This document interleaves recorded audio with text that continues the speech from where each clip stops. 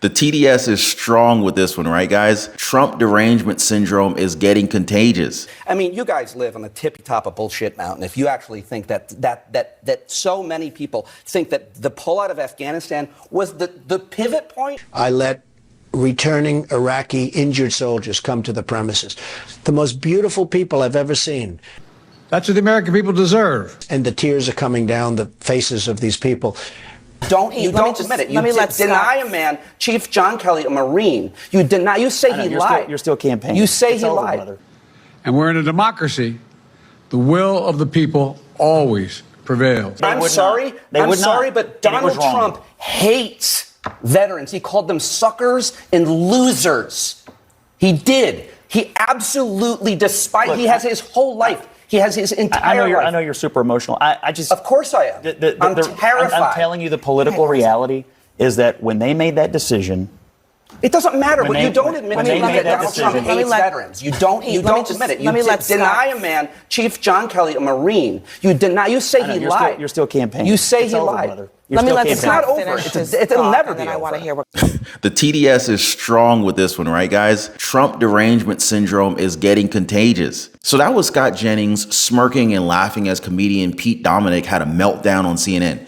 And I get it. There are some liberals who just cannot accept the fact that America voted for Donald J. Trump. And I think some conservative folks would also have been angry if Kamala Harris won. I know I'd be upset. But the response to Trump has been a lot of anger and fear from the left, most of which influenced by mainstream media. Now, the same could be said for that suckers and losers comment. Y'all remember that? If you guys have followed Donald Trump's campaign, you'd know that veterans love him. He also supports them as much as he can. You know, nobody talks about the soldiers that are coming back with no arms and no legs. And I saw at Mar-a-Lago on Mondays, I make Mar-a-Lago my club that you know about. In Palm Beach. I make that twice now. On a Monday, I let returning Iraqi injured soldiers come to the premises. The most beautiful people I've ever seen. But they're missing arms and legs. They're with their wives. Sometimes they're with their girlfriends. And the tears are coming down the faces of these people. I mean, the thousands and maybe hundreds of thousands. And the Iraqis that have been just maimed and killed. This war is a horrible thing. Now, President Bush says he's religious. And yet 400,000 people, the way I count it, have died. And probably millions have been badly maimed and injured. What's going on? And Jennings was right. These people continue to campaign against Trump even though their own candidate has conceded. Even President Joe Biden himself is talking about the peaceful transfer of power. Watch. Yesterday, I spoke with President-elect Trump to congratulate him on his victory. And I assured him that I'd direct my entire administration to work with his team to ensure a peaceful and orderly transition. That's what the American people deserve. For over 200 years, America has carried on the greatest experiment in self-government in the history of the world. And that's not hyperbole, that's a fact. We're the people. The people vote and choose their own leaders, and they do it peacefully. And we're in a democracy. The will of the people always prevails. This is the clearest statement that I've heard from President Joe Biden since he was sworn into office. I know it sounds weird, but it's kind of like a weight was lifted off of his shoulders. I don't know what they did for Joe Biden during his speech, but I feel like this was the best version of him that we've seen in a long time. I don't know. Maybe it's Joe Biden's clone for all I know. It was almost as if he was rooting for Trump to win. He seems much more relaxed now, at least compared to when he was running against him, right? But getting back to the point here, even the president is now okay with Donald Trump taking over. His supporters, though, much like this comedian, is definitely not on board. He was so pissed off that he even started cursing at Jennings. Watch. If you look at the arc of the Biden presidency, he was in really good shape until August of 2021. When Afghanistan happened, he went under 40, she went under 40, and they really lived there until the end of the He's still there. Why? I'll tell you why. Because he ran and told us that the adults were back in charge, and that was the opposite. Yeah, they of were that. because Donald Trump was a child. And you know what else? Yeah. And you know what else? He's a the fact that they wouldn't give these 13 service members' families, the time of bullshit, day. Dude. Time of day. I'm sorry. Can you say that on CNN? This guy got incredibly triggered by that comment because we all know that the Gold Star families of the 13 fallen service members have exposed both the president and the vice president. According to them, they have not heard at all from President Joe Biden and Kamala Harris, which is what this comedian is trying to defend, which prompted him to go off on Jennings and cursing like he's not on TV. The same families who also have come out to say that President Trump is the leader who actually honored their loved ones. Now, I'm not sure if this comedian is doing a skit, but it's not very funny to lie on television, especially when you're talking about the president who this country elected just recently. So he's going to have to stick to the comedian gig because he's definitely not doing very well as a political commentator. He's doing so poorly that even the hosts around him are agreeing with what Jennings is saying.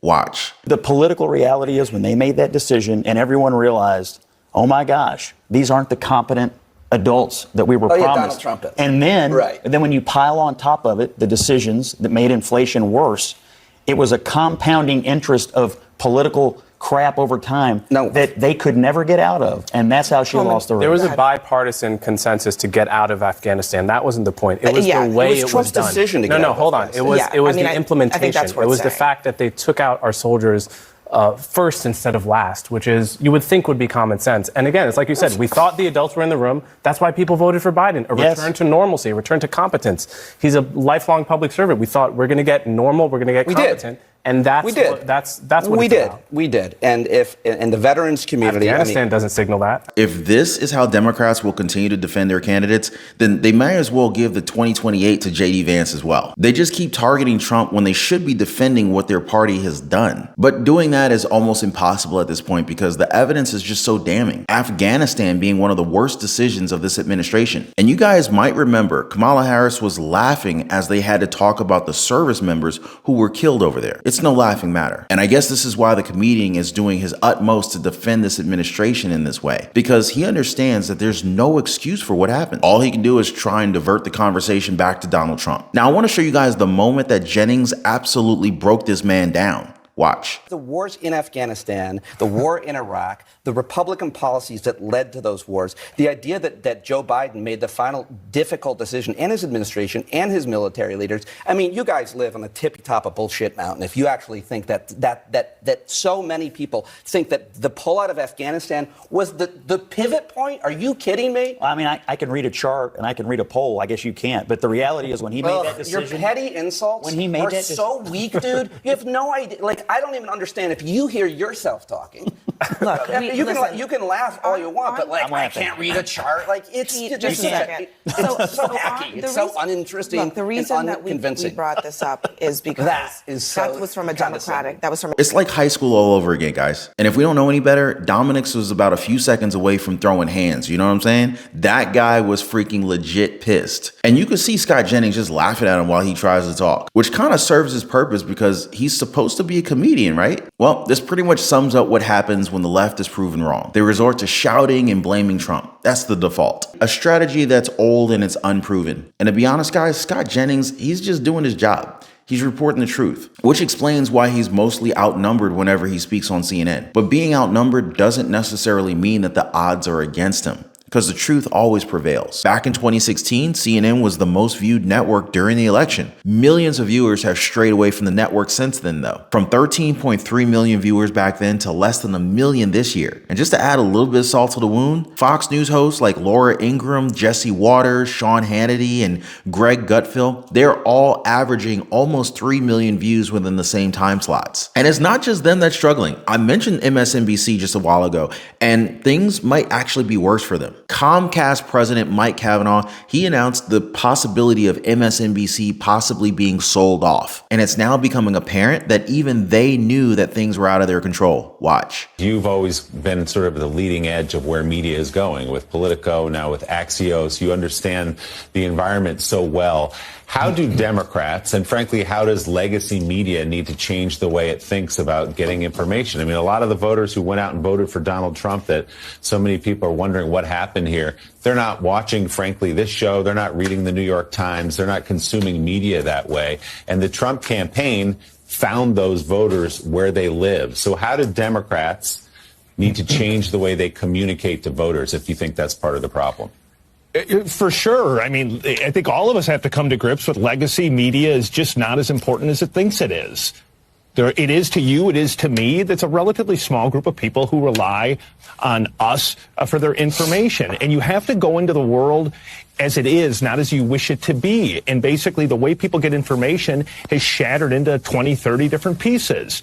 And so if you just look empirically at the numbers, Joe Rogan's more important than any of us. He just has a much bigger, hyper-connected audience that listens to his every word. So maybe listen to Joe Rogan and try to understand, like, what is he talking about? What are the guests that he has on? What are the issues that they care about? So I guess gaslighting millions of Americans every single day without like taking a break didn't help them gain as much popularity. Who would have thought that would have worked out that way? And if you read between the lines, you're going to hear them say the quiet part out loud. They have to focus on providing us with facts rather than propaganda. Because of the existence of the First Amendment and all these different social media platforms, the truth has never been easier to find. And this is why I feel like so many people have been subscribing to this channel, because that's all we're going to do here. The truth. None of this other BS that they've been peddling in the media. Appreciate y'all hitting the like button and all that good YouTube-y stuff, but seriously, guys, and common sense would tell you that as journalists, it's your job to provide the people with the truth. Like, did the journalists themselves sell out as well? Unbelievable. This is the exact reason as to why these networks are struggling right now. It isn't about the left or the right. All it boils down to is who's providing us with the truth and avoiding all this other nonsense. Lots of breaking news on the President Trump transition front. The president-elect is picking up more key members of his new cabinet, and some major picks have just been announced. So moments ago, the president-elect revealing that tech mogul Elon Musk, the richest man in the world, and former Republican presidential candidate Vivek Ramaswamy, also a businessman, will spearhead the Department of Government Efficiency. This is a new thing that Trump has created. The mission of all this is to cut red tape, reduce wasteful spending, and overhaul federal agencies. Both of these men have conflicts of interest or have investigations or have massive contracts with the U.S. government, and they will be in a position to cut programs, cut jobs, cut budgets, and at the very least,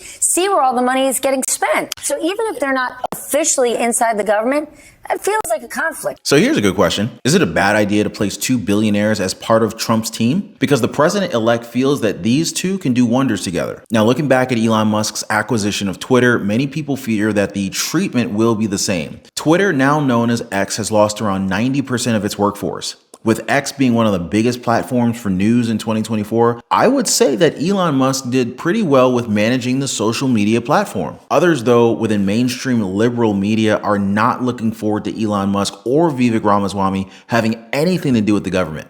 Cutting waste and inefficiency in federal government is something that many presidents have promised, and many Americans would like to see. But what would Elon Musk's managerial style do in a federal government context? Well, you know, a lot of it is jazz hands around him, you know, and some of it's chaotic, some of them are run well, but he's always got someone behind him. Like at SpaceX, it's a woman named Glenn Shotwell or other executives. And often he comes in and he just, you know, overthrows trash cans and says, everybody, we're going to do everything differently. That's something he does a lot. I don't think you can do that in government. You know, at SpaceX, you know, they've blown up a lot of rockets to get to where they are. I'm not so sure you can blow up things in the federal government quite as easily without some impact.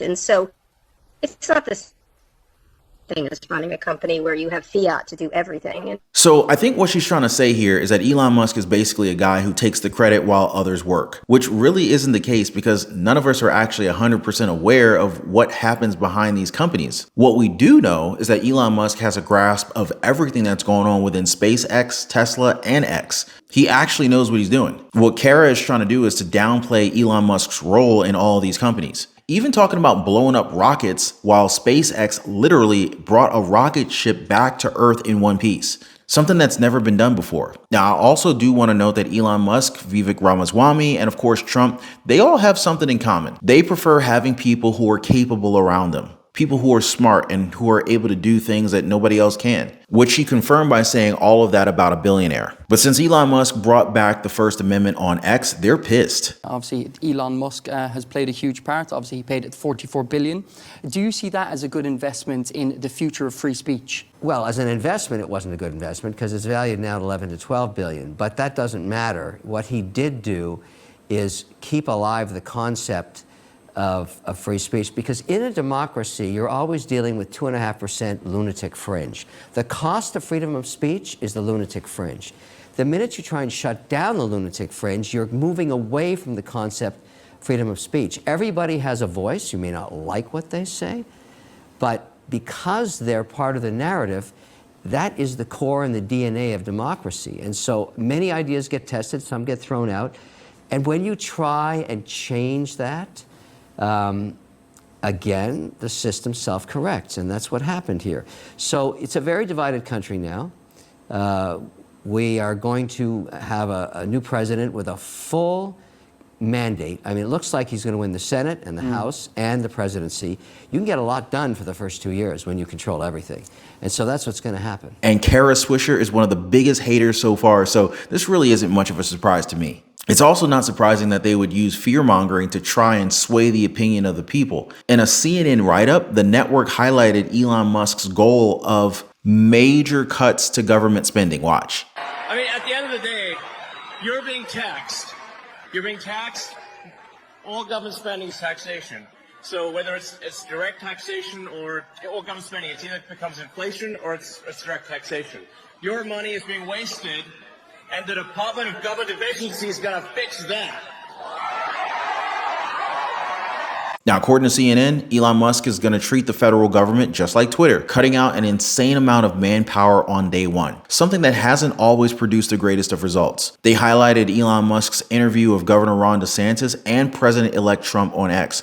Both interviews experienced a lot of technical issues, although that could possibly be explained by the sheer volume of people that try to enter the X spaces that they opened up for them. But, you know, here's the thing. I use X on a daily basis. I'm always reading updates and news from different accounts on there. I haven't noticed what CNN is talking about because they're saying that X is unstable when it's one of the best social media apps out there. In fact, if Facebook, Instagram, YouTube, or any other platform crashes, people tend to rush to X to check if the app is down. So to say that X is janky, that would be a stretch. But the hate for these men, it runs deep within left-wing media, guys. None of them exemplifying this anger better than Joy Reid. Watch. Elon Musk and Vivek Ramaswamy, great, we're going to get to hear his voice again for however many years till he gets fired. They're going to lead something called the Department of Government Efficiency. They're supposed to now be in charge of cutting the budget, which is normally the job of the House of Representatives. You served in the House. Doesn't the House have to be involved some way in creating a new government agency, or can Trump just whip one up on Twitter, Twitter? No, Joy, that's right. I think Donald Trump's just handing out candy right now to his friends and family. Congress is required to establish federal departments to define the jurisdiction, to decide how it's appointed. Presidents can certainly appoint aides and non-congressional positions, but there will not be a Department of Government Efficiency without Congress, which actually raises the question, does Congress now just rubber stamp that in one of its next appropriations bill? And here's what it's going to be.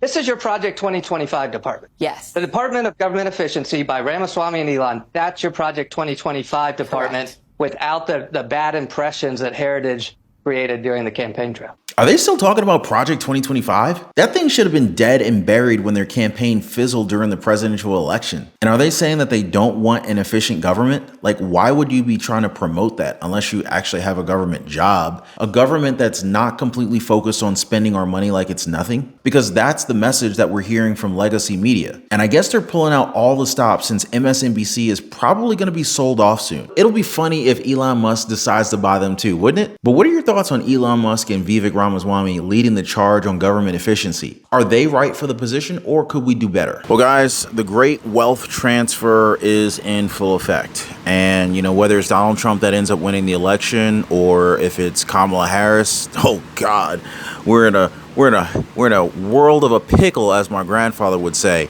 Our freedoms are being stolen, guys.